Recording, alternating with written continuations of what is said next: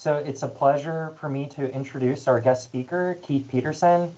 He is the Director of Operations at the National Motor Freight Traffic Association. So Keith is joining me here. He is an accomplished leader with over 20 years of experience in driving innovation and operational excellence across software as a service, logistics, and the transportation sector.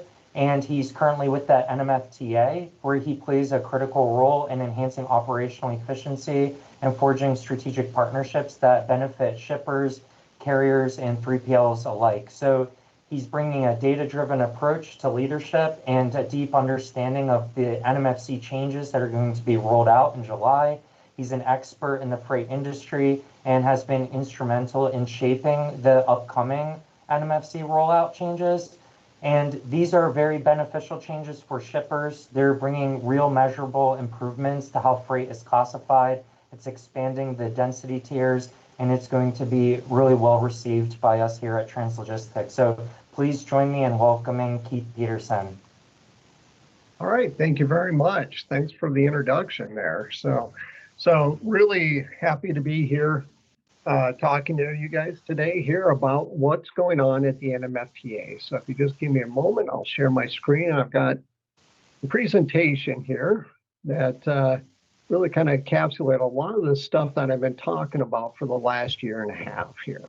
So I've been at the NMFTA, as he said, for a year and a half, and really kind of came in, and the first thing that I was told when I got there was, hey, we need to turbocharge making density the primary characteristic when it comes to classification.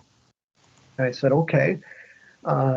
And that really kind of resulted in what we call classification reimagined. And we've been talking about it for over a year now.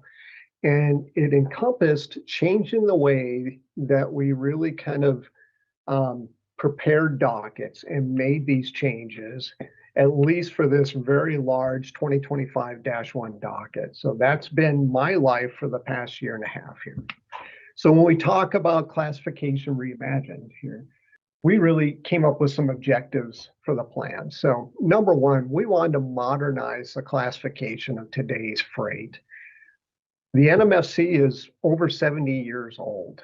And there's a lot of freight in there that was classified that was first really kind of, that they did research on a long time ago and then assigned classes according to what they found 20, 30 years ago, basically. Freight changes a lot over time. And one thing to keep in mind is that most of the freight that goes across these LTL docks is palletized, possibly in boxes or packaging of some type here. So we really kind of wanted to bring the classification system up to date and not only catch it up with today's freight, but also make it so that it's adjustable going forward. So freight will change more. These commodities will change more, but by making density the primary characteristics on it, we're making it so we don't have to go back and do research projects on it again. Instead, we're just saying, hey, figure out the density and assign class appropriately here. So a lot of that is, some of the benefits of doing this is making it easier for the users, whether it be carriers, shippers, or 3PLs here, and bringing some uniformity to classification overall.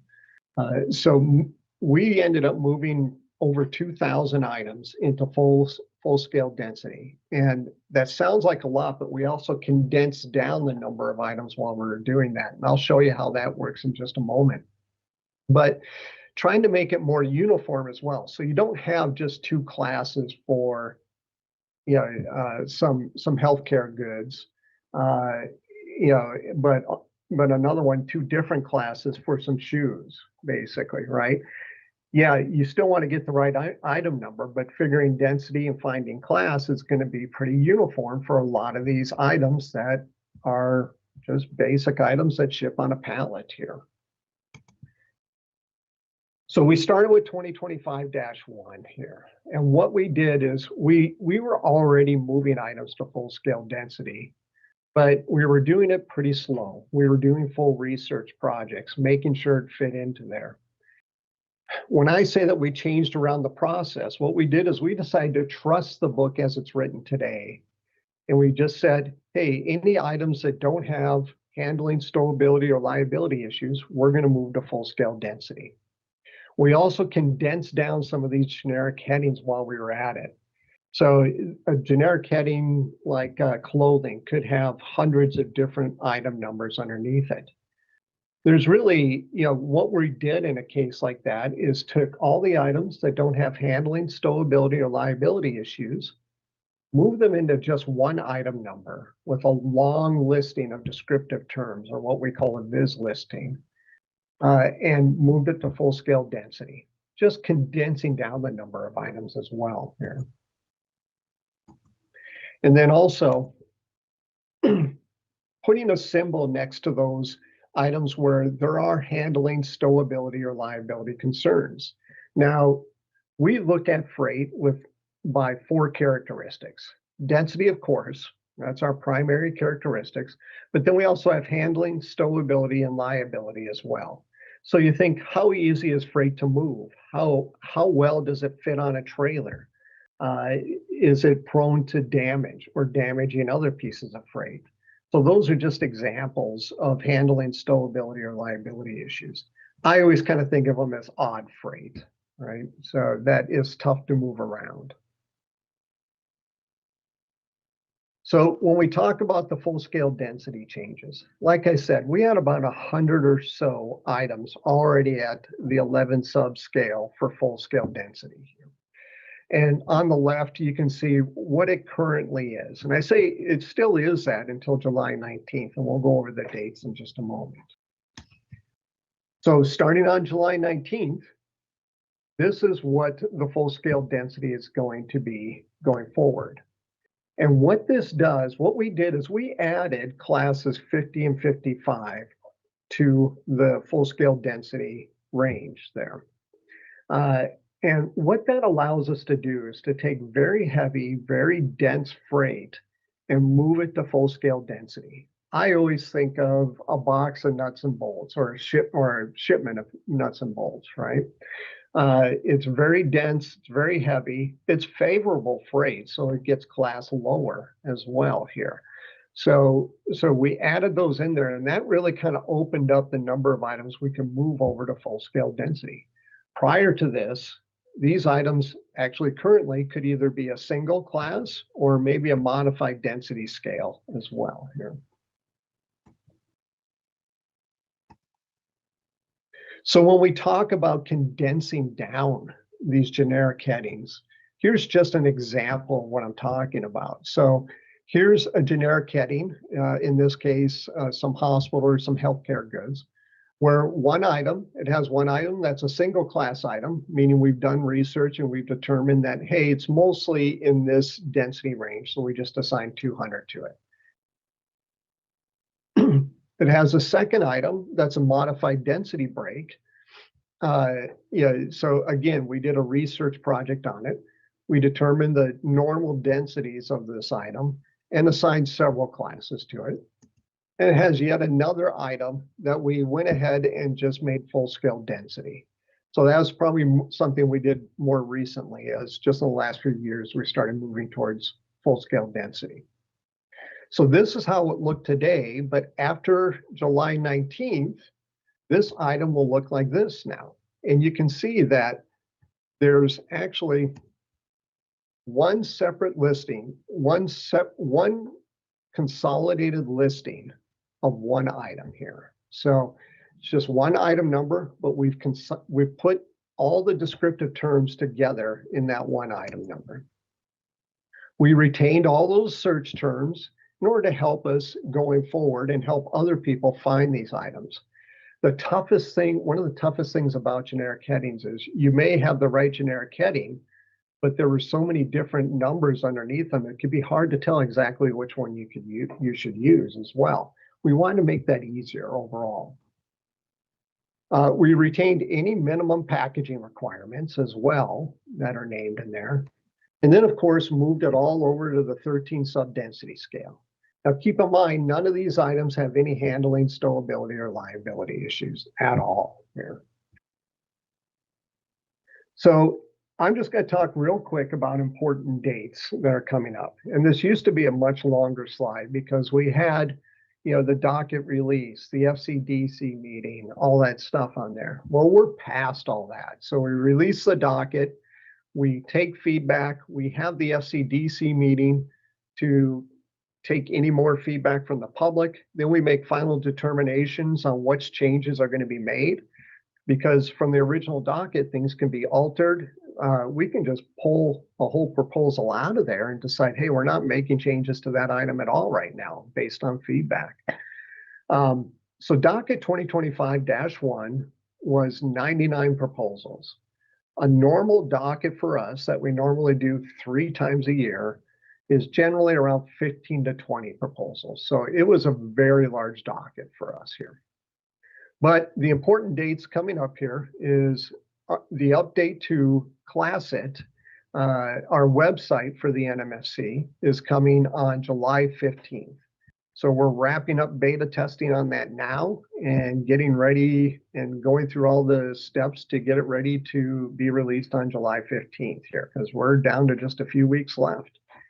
And then a few days later, on Saturday, July 19th, is when all these changes that we introduced with this docket goes into effect here. So that's the date when a lot of item numbers will change and a lot of items will go to full scale density as well here. So what are we going to do next? I said that we usually have 3 dockets, but this year, because of the size of 2025-1, we're only going to have 2 dockets. So the next docket will actually be released the end of August, and it's going to be much smaller as well. So I try to put that in there so nobody panics about another 99 proposals and a ton of changes and that stuff again. So that'll be coming up at the end of August. We're going to start reviewing some items that we just weren't able to get to in 2025-1, continuing to move items to full-scale density where it's appropriate. Do some more research on some headings that do have full-scale, that do have handling, stowability, liability issues to make sure that they still have them and shouldn't be moved. We always get requests for research projects. So we've got a bit of a backup on those because we took about a year off from doing them. So we've started some of those. And really, there's a few other items that really turned out to be cleanup from 2025-1. Now, the question I get asked the most is how these changes will affect people here. So, and it can differ a little bit, but overall, one standard density scale when there's no handling, stowability, or liability issues. It's making it more uniform across the board, making it easier to get your class as long as you have your dimensions and your weight. Keep in mind that the NMFC item number in class may change on freight here. So that's been one of the biggest things we've really talked about in the past year. And we've got a lot of tools to help with that. Getclassification.com is a very simple website we put together in about a weekend, honestly. So it's very simple. It's not meant to replace the NMFC, but if you know your current item number, you can put that in there and it will tell you if the item number is changing. If it is, what item number is it going to be, and a very brief description of what's happening to it. What's huge is that more freight classes will be determined by the actual shipment density. And it's going to be really important that people clearly identify commodities with unique handling, stowability, and liability issues. And how can people prepare for this here? So number one, we've got several websites. I just talked about it here. We've got getclassification.com. We've got nmfcchanges.com. And we also have classitplus.com, not to overload you, but there are links to each of those on each of those websites. So as long as you have one of them, you'll be good to go. But for instance, on nmfcchanges.com, you've got all the webinars we've done, and that includes a lot of the Ask Us Anything that we've done for the past couple months, every 2 weeks, where we just get on and people can come in and ask us any questions they want about the changes happening. Those have always been exciting, actually. It's got lists you can download, checklists to help you prepare, items that are affected lists if you'd rather see it in spreadsheet form here. A lot of information out there for you to use. There they are, NMC changes. So we have, if you're wondering about what's the proper NMFC information for LTL shipments, we actually have an interpretations group. You do have to purchase the interpretations if you're not an NMFTA member, but within 2 business days after collecting the proper information from you, they'll come back to you with the proper NMFC information for that item. So we do have resources available even to help you classify, get the item number and classify it accordingly here. And you can't say this enough to anybody, especially shippers. Start capturing the dimensions and weight of your handling units that you tender for shipment here. It's going to be very important to have that information on the bill lading. It's going to help you get a more accurate quote. It's going to cut down on the amount of rebills or any kind of changes to the invoice in the future here. So it's going to be really important to get those unit dimensions.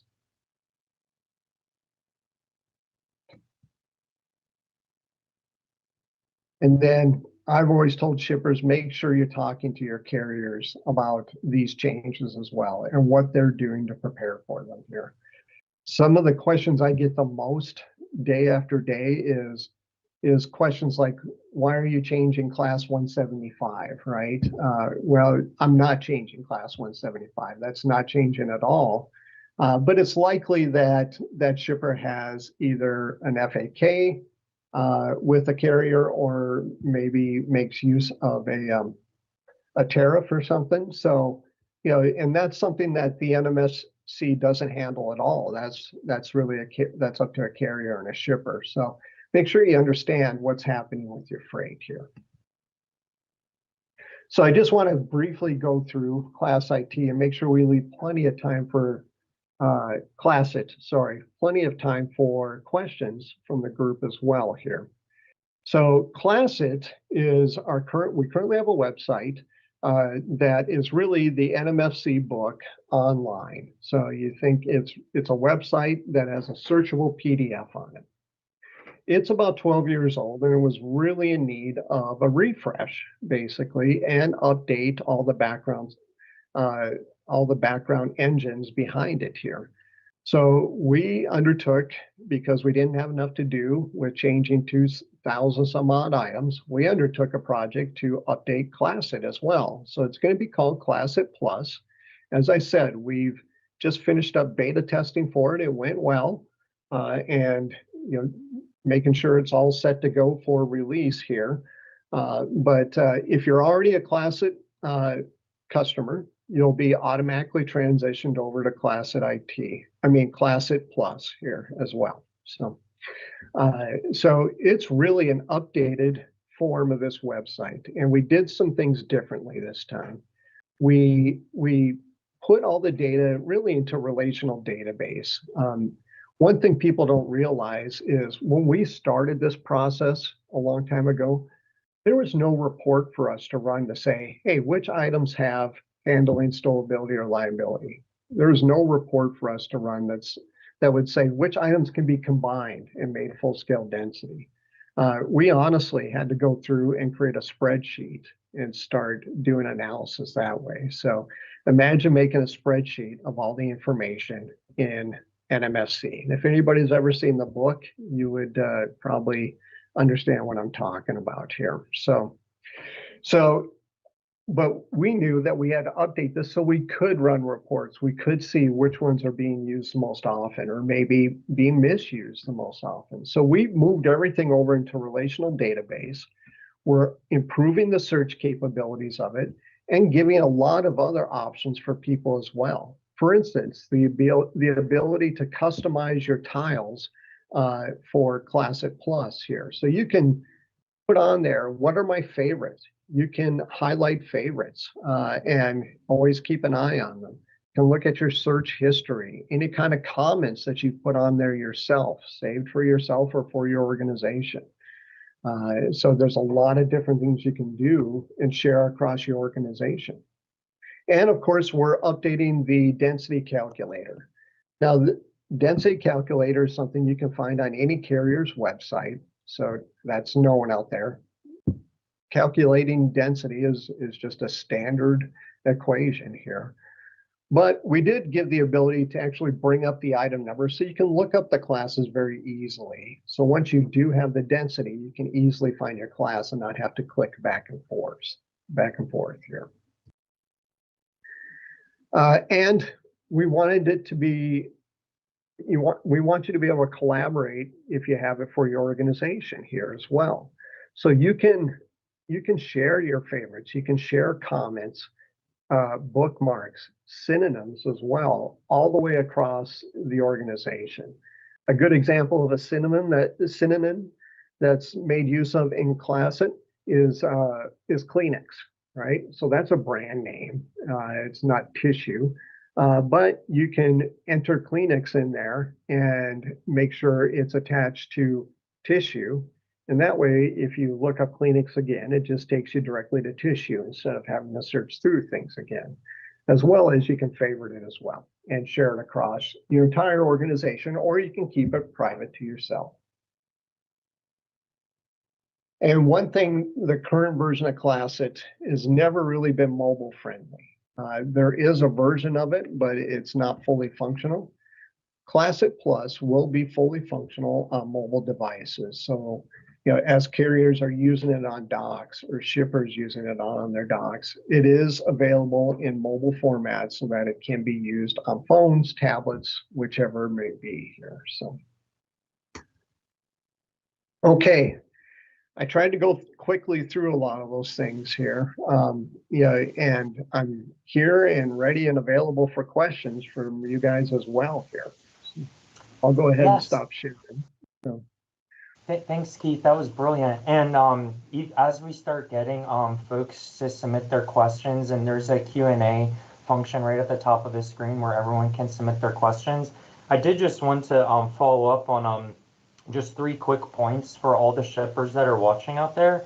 One is that for all of you that are watching, we want you to be educated. This is why Keith joined us here. So to reward you, there is going to be a follow-up email that will include a coupon code on your next shipment. And this also includes a coupon code that works for existing shippers as well. So we appreciate you being here and getting educated and listening to Keith's presentation. So we want to reward you for that.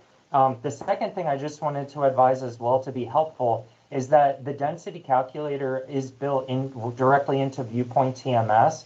So as shippers, you are entering your shipments, we are requiring the pallets and the weight to be entered along with the dimensions because it's automatically going to determine the pounds per cubic feet. It's going to tender that information over to the carrier, and it's going to automatically retrieve the accurate freight class from those selections as well. Translogistics is, of course, a user of Classic, so I'm very excited to hear about those improvements that are coming. But we also just want to make sure you all are protected from any reclasses or any issues out there as well. And the final thing is, we actually have the first question which addresses that. So I can start reading these off to you, Keith, if that sounds good. But the first Q&A question we got here will be, what are the expected negative issues or outcomes for those unprepared shippers post July 19th, 2025? So basically, what's the consequences if someone just ignores all the good information you just gave us? Yeah, so I mean, I think probably the most obvious one is just some reclassifications, right? Because there's a lot of item numbers changing. If you have your item number, go to getclassification.com. It's a free tool, right? You do have to register for it, but you can put in that item number and see what's changing with it as a result here. So, I think that's the most obvious one, and I'm going to kind of go a little bit the other way on this here, because one thing to keep in mind by moving to full scale density here, a lot of people ask me, right, is it going to be more expensive? Is this going to cost me more? And, it's all over the board. Really it is here. So by moving to full scale density, it really allows for the item to be classified according to how much room it's taking up on the trailer. And really that's what carriers are selling here, is room on that trailer. So it's important to understand that, because packaging becomes so important when it comes to looking at density. So in keeping in mind that your measurements, your width, your length, your dimensions are based on, if it's palletized freight, it's based on the most extreme edges of those of the freight, the handling unit here. So if you've got just a few boxes on a pallet, it's not taking up the entire pallet. You're still going to have, I'll just say 48 by 40 for width and length. And if it's not very high and it can't be stacked on, some carriers may have a minimum height as well here. So things like that are good to pay attention to, and understanding how your freight is prepared for shipment here is going to be huge. Are you shipping air, basically? Is there a way to make it more dense here? Yeah. There are some real opportunities here. It's very great point that Keith brings up here. And he mentioned one of the biggest concerns I've had leading up to this when I got questions from shippers, which was, is this going to cost me more money? So I also just want to advise Translogistics as a service, we have the rating engine tool. So we can take your historical data and we can then re-rate it against what the new density tier is, so that to the penny what the price impact or savings will be. And of course, many shippers we've already offered this service to, some have seen savings as much as 3%, because especially it's more favorable for those that are shipping extremely dense freight, as it now expands in the density tier, so it rewards that very, very dense freight as being a lower freight class. And then for others, it has a price impact of a couple percentage points. So if that is a concern of yours, that is a service that Translogistics, of course, can offer. So just something to keep in mind. So I'll give another minute here if there are any other straggler questions. So far, we actually have that one. Oh, I get another one here. So the next question here for you is, how can a shipper analyze in advance how their supply chain will be affected with the expected upcoming changes in July? I guess I preemptively just answered that one a little bit. So we can take historical data and we can re-rate it against the new density tier. As you can imagine, that we do need the dimensions of the packaging. So if it's already routed in Viewpoint, we already have that information saved. But if it's outside of the system, we'll just obviously need the dimensions, because that is going to be a requirement routing freight moving forward. We have another question here by Bart, which is, what effect is there regarding items that have handling liability issues? Sure, good question here. So in all honesty, there's no effect to those items. We did not, the only change we made to any items that have known handling, stowability, or liability issues is we added just an indicator that will go in the book and online, just to clearly indicate that this is an item with handling, stowability, or liability. Because before it was kind of hidden down in the notes a little bit. Now, I'm just going to follow that up real quick, because what I always get asked next was, will that need to be on the bill lading? And I'll be very clear on this. We did not change any requirements for bill lading. So the answer to that is no, right? It's just an indicator for ease of use only. It's not required to be on bill of lading or anything like that here. And I just want to make sure as well here. So Mitch actually asked a question about mixed commodities, and I'm happy to address that as well here. So you can always tell somebody that knows, that has dealt in classification, because they ask about Rule 640, right? So in 2025-1, I'll be honest, we had our hands full just getting that out here. So, the effort it takes to publish it is pretty monumental, in all honesty. So we did not get a chance to change any rules at all. I just talked about bill of lading requirements. Same thing for any kind of rules either. So at this time, 640 is not being changed here. Now we are going to look at that rule here in order to make sure it does make sense with our strategy of having density being the primary characteristic and things that we're doing here. So although it doesn't change Rule 640 right now here, right? It is definitely something we're looking at here. And Keith, just for the layman that's out there as well, when you mentioned that mixed article rule, feel free to correct me, but my understanding is they have the ability as a shipper to break out into each individual handling unit and put what the density is to ship it box by box on that pallet or in that crate, or they have the option of taking the total density of that pallet or that crate and then having the class determined by the total density of that, as my understanding right now. Yeah, and if it's broken out, there are some pieces to it as well where you'd have to use the higher class in that case, right, of the item. And saying that, keep in mind that just the effort that we've gone through in consolidating and moving so many items to full-scale density has somewhat alleviated that a little bit here, but we still want to make sure that it makes sense for our overall strategy long term. So it will be something we're looking at here. So. Thanks, Keith. The next question's from Loretta, and she asks, our freight is all palletized, molded fiber products, takes up space but does not weigh a lot, currently at class 175. Okay, so what I suggest, I wish I had it all memorized here, all 7,000 some odd items here, but Loretta, I suggest going to getclassification.com, and if you've got your item number, okay, look it up and see what's changing with it here. But by mentioning 175, I'm wondering if there might be an FAK with your carrier as well. So you're going to actually, I would suggest you talk to your carrier as well here on that one. So, yeah. Yeah, and Loretta, we're also always happy to do a deep dive on any commodity you want. So that's certainly something we're more than happy to serve you with.